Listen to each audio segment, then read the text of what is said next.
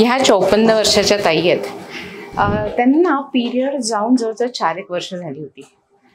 पण अलीकडे एक 2-3 महिन्यापासून थोडं स्पॉटिंग व्हायला त्यांना सुरुवात झाली. सुरुवातीला दुर्लक्ष केलं, पण नंतर त्यांना काळजी वाटायला लागली, अरे हा पाळी गेल्यानंतरचा रक्तस्राव आहे, आज इतक्या लाईटली घेऊन चालणार नाही.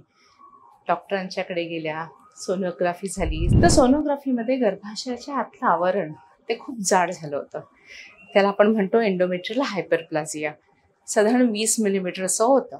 मग आम्ही बायोप्सी प्लॅन केली. आम्ही गर्भाशयात दुर्बीण टाकतो, बघतो आतमध्ये काही आहे का. नुसतंच एंडोमेट्रियम थिक होतं. बायोप्सी केली तर बायोप्सीचा रिपोर्ट होता एंडोमेट्रियल हायपरप्लाझिया.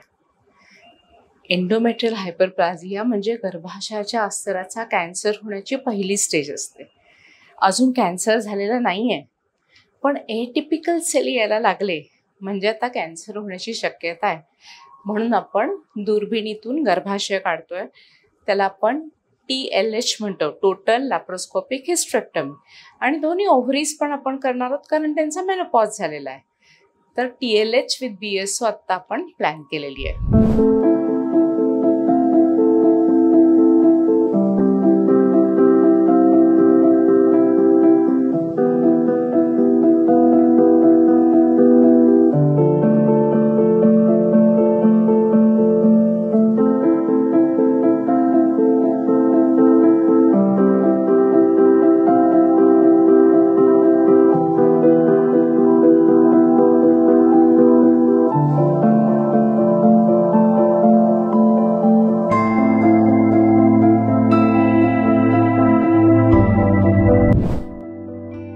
तर योग्य वेळेमध्ये ही जर सर्जरी झाली तर कॅन्सर पासून आपल्याला बचाव होऊ शकतो.